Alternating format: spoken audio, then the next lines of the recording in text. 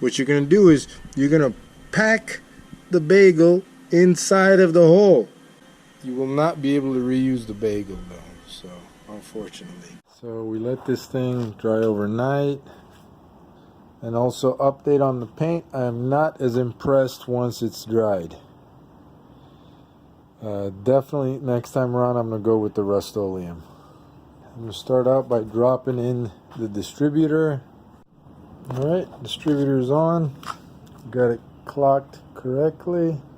Decided just to freshen it up a little bit. Ran to the auto port store. Grabbed new cap. Rotors. And spark plugs. Checked all the gaps. 0.035. Hit them with a little bit of anti-seize. It's always a good idea. Alright, that's where we're at right now. Got the intake and exhaust on. Harmonic balancer is on. We're going to do the water pump, thermostat and thermostat housing, and finish dressing the front of the engine.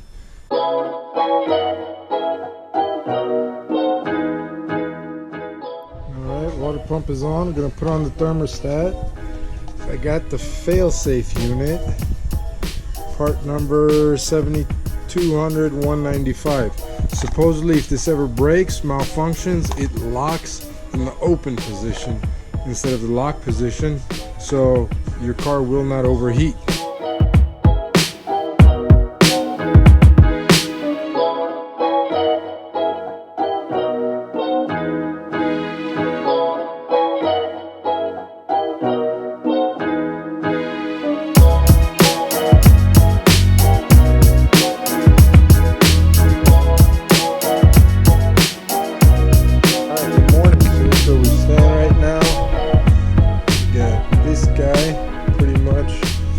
Together, ready to go in.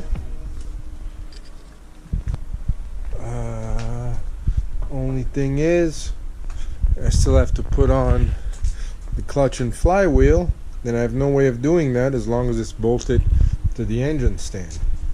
Here's the flywheel and stuff, clutch is inside. So what I have to do is I got to get it on the cherry picker.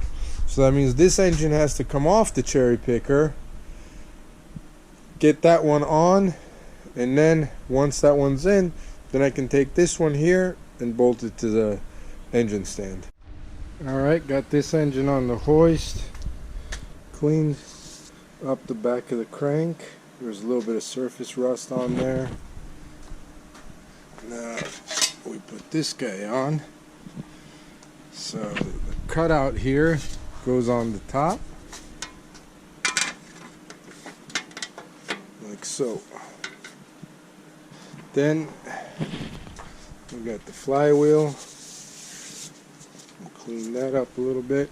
Oh, I'm going to throw a little bit of grease on that pilot bearing back there. And that should be it. Crank the bolts on the flywheel down to 105 foot-pounds.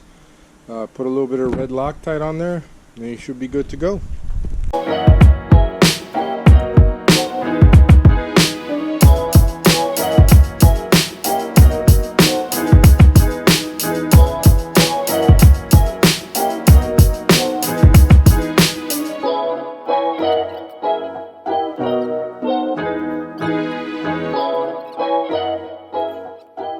Okay guys, I was getting ready to put on the clutch, but come to find out I have the wrong size pilot bearing.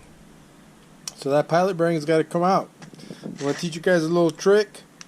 If you don't have a bearing puller like me, I'm going to teach you guys a trick an old timer taught me.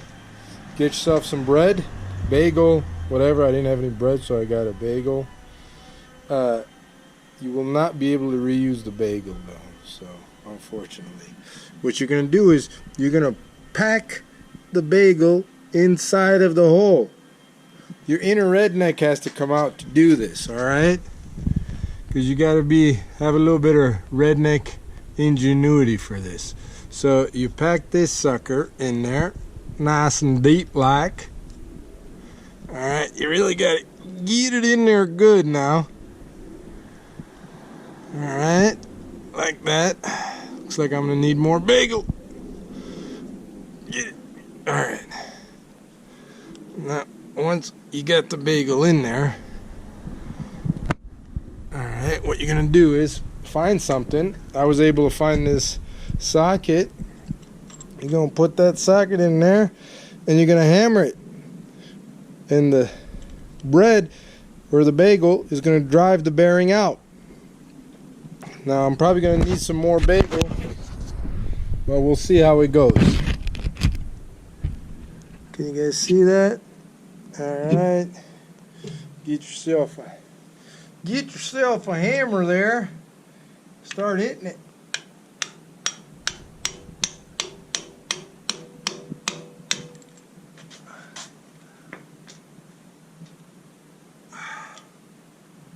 Gonna need a lot more bagel.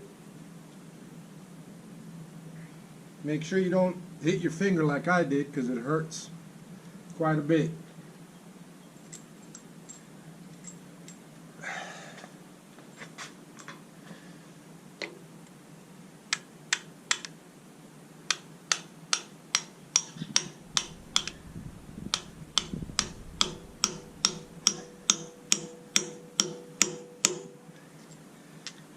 You know what else works? Oh, sorry.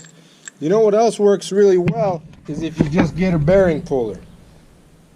That way you don't have to smash the hell out of your finger.